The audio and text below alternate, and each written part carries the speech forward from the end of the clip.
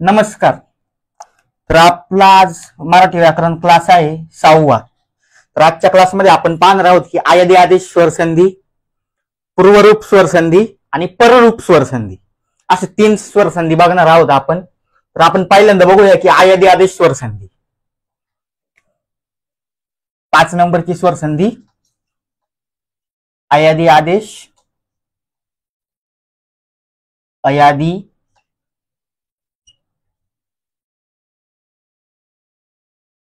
आदेश स्वर संधी.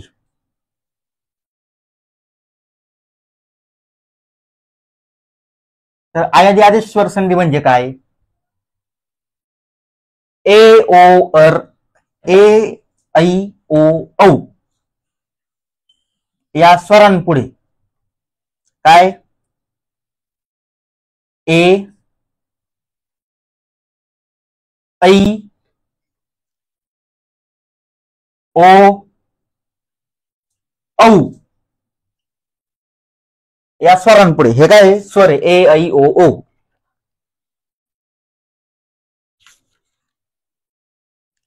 या 4 स्वरांपुढे कोणतेही स्वर आले असता त्याबद्दल अनुक्रमे काय होतं? एच्या ठिकाणी काय होतो? अय होतो. एच्या ठिकाणी काय होतो?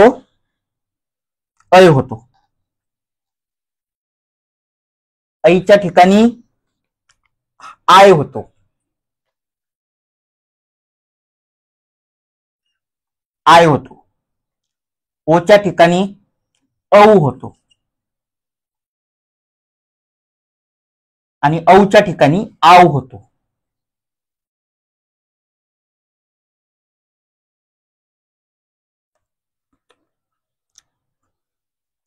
आणि असे आदेश होऊन पुढील स्वर त्यात मिळतो अशा संधीस अयादी आदेश स्वर संधी म्हणतात.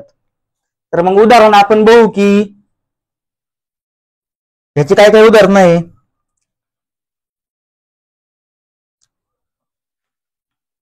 आता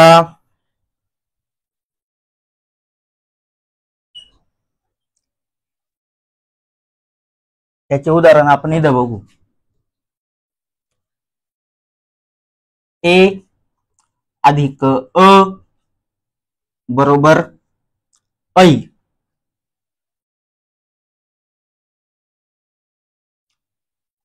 ऐ अधिक अ बरोबर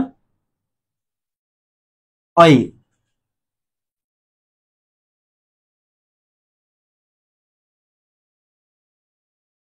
मग याचं उदाहरण काय? याचं ने अधिक अन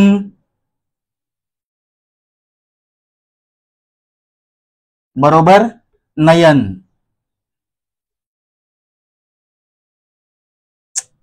तर मग इथं काय झाला? ए तसंच राहिला.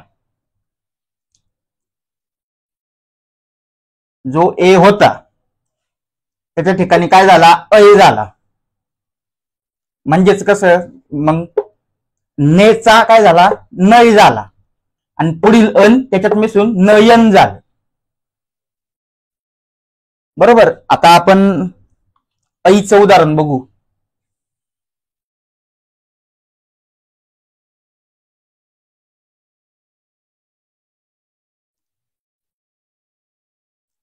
ऐ अधिक अ बरोबर आय. आय अधिक अ बरोबर आय.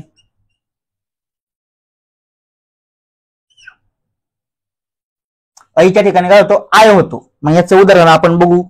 गई अधिक अन. गई अधिक अन बरोबर गायन.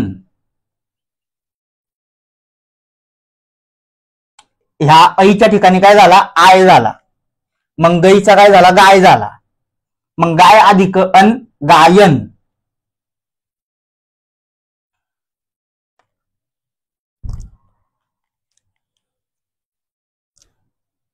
आता ओचं उदाहरण बघू आपण. ओ अधिक ई, ओ अधिक ई बरोबर औ. मग औ अधिक ई बरोबर अवी, अवी. मग याचं उदाहरण बघू आपण. गो अधिक ईश्वर. तर मग गो अधिक ईश्वर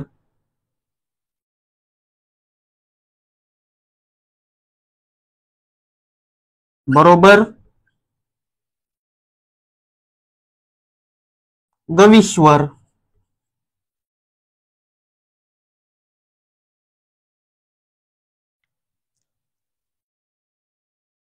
अजून ओचंच उदाहरण बघू अजून एक.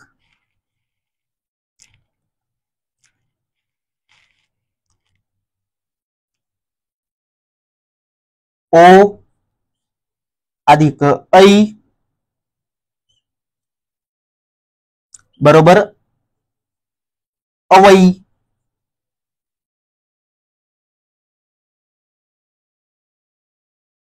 ओ अधिक ऐ बरोबर औ अधिक ऐ. मग काय येणार याचं अवई, अवई. मग याचं उदाहरण काय आहे. गो अधिक गो अधिक ऐश्वर्य, गो अधिक ऐश्वर्य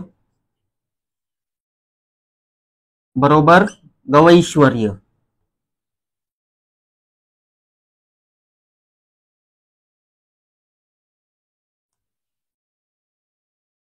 गवैश्वर्य.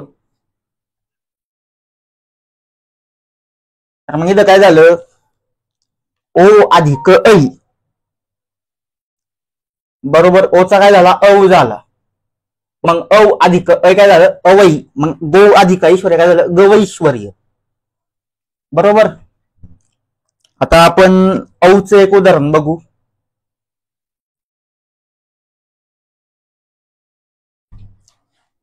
औचं उदाहरण औ अधिक ई बरोबर आव अधिक ई बरोबर आवी, आवी.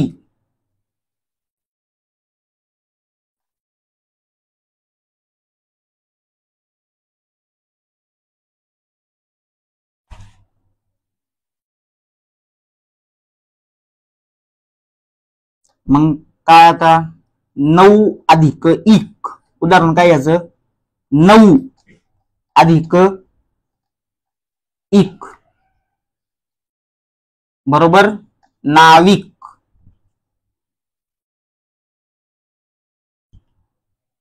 तर ही झाली आयादी आदेश स्वर संधी.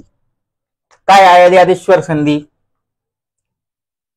ए ऐ ओ औ यांच्या पुढे कोणताही स्वर आला असता, स्वर बर का व्यंजन नाही, यांच्या पुढे कोणताही स्वर आला असता त्यांच्या ठिकाणी एच्या ठिकाणी अ होतो, ऐच्या ठिकाणी आय होतो, ओच्या ठिकाणी औ होतो आणि औच्या ठिकाणी आव होतो. असे आदेश होतात आणि पुढील स्वर त्याच मिसळतो. त्यास आयादी आदेश स्वर संधी असे म्हणतात. समजली आयादी आदेश स्वर संधी.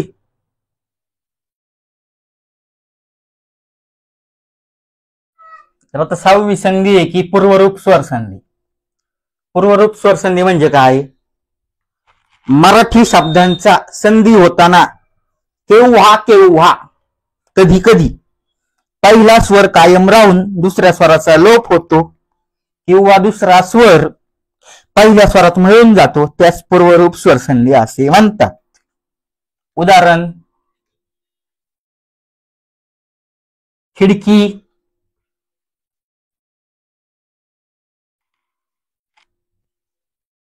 खिडकी अधिक आत, बरोबर खिडकीत. खिडकीत.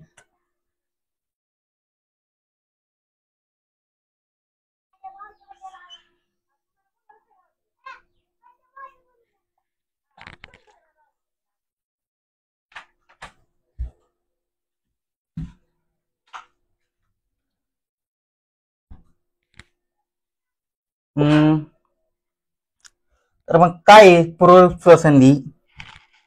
मराठी शब्दांचा कधी कधी, मराठी शब्दांचा संधी होताना केव्हा केव्हा पहिला स्वर कायम राहतो. म्हणजे आता इथं कोणता स्वर आहे? इथं हा ई स्वर आहे, तर हा कायम राहतो. आणि दुसऱ्या स्वराचा जो आय, या स्वराचा काय होतो? लोप होतो. किंवा दुसरा स्वर पहिल्या स्वरात मिळून जातो. यास पूर्वरूप स्वर संधी असे म्हणतात. दुसरं उदाहरण काय आहे? केले अधिक असे, बरोबर केलेसे. केलेसे. केले अधिक असे, बरोबर केलेसे. समजली पूर्वरूप स्वर संधी? आता आपण बघूया की पररूप स्वर संधी. 7वी पररूप स्वर संधी.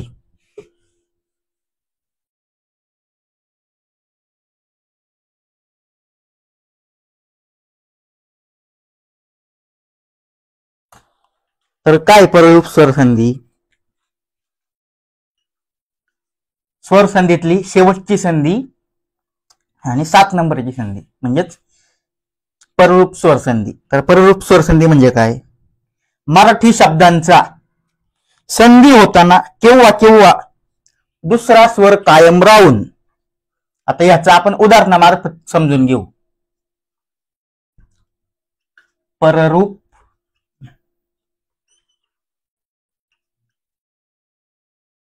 स्वर संधी.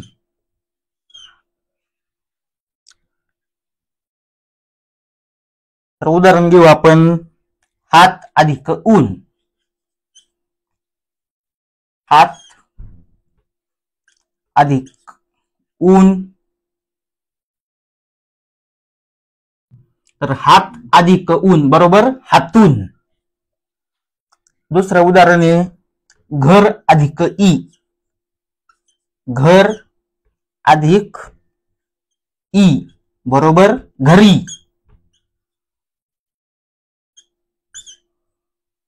तर मग काय पररूप स्वर संधी? मराठी शब्दांचा संधी होताना केव्हा केव्हा दुसरा स्वर कायम राहतो आणि पहिल्या स्वराचा लोप होतो, किंवा पहिला स्वर दुसऱ्या स्वरात मिळून जातो. त्यास पररूप स्वर संधी असे म्हणतात. मग आता इथं काय झालं? दुसरा स्वर कायम राहिला आणि इथं अचा लोप झाला दोन्हींमध्ये. इथं हात, इथं अचा लोप होऊन ऊ मध्ये मिसळला. मग हात अधिक ऊन हातून. परत घराच्या इथं बी घर च्या इथला अ चा लोप झाला आणि ई मध्ये मिसळून काय झाला? घर अधिक ई, बरोबर घरी. तर ह्या झाल्या पररूप स्वर संधी. तर आता हे स्वर संधी आज प्रकरण आपले संपलेलं आहे. आपण स्वर संधी बघितली की कोणती कोणती आहे की दीर्घादेश स्वर संधी, गुणादेश स्वर संधी, वृद्धादेश स्वर संधी, यनादेश स्वर संधी, आयादी आदेश स्वर संधी, पूर्वरूप स्वर संधी, पररूप स्वर संधी. तर आता हे झाले स्वर संधीचे प्रकार. आता आपण पुढच्या क्लासमध्ये बघणार आहोत की व्यंजन संधी. तर व्यंजन संधीचे 13 प्रकार आहे. कोणते कोणते मी तुम्हाला आता सांगतो थोडस. तर व्यंजन संधीचे कोणते कोणते प्रकार आहे? 13 प्रकार आहे. चारादेश संधी, जशादेश संधी, अनुनासिक संधी, स्तुत्वादेश संधी, स्तुत्वादेश संधी, ल परस्वर्ण संधी, छत्व संधी, झष पूर्व सवर्ण संधी, नत्व संधी, अनुस्वार संधी, शत्वादेश संधी, च आगम संधी आणि रादेश संधी असे 13 संधी आहे व्यंजन संधीमध्ये. तर आपण ते पुढच्या क्लासमध्ये बघू. तर तुम्ही हा व्हिडिओ बघितला त्याबद्दल धन्यवाद. व्हिडिओ आवडल्यास लाईक करा, शेअर करा आणि तुम्ही जर आपल्या युट्यूब चॅनलवर नवीन असाल तर लवकरात लवकर जाऊन सबस्क्राईब करा. धन्यवाद.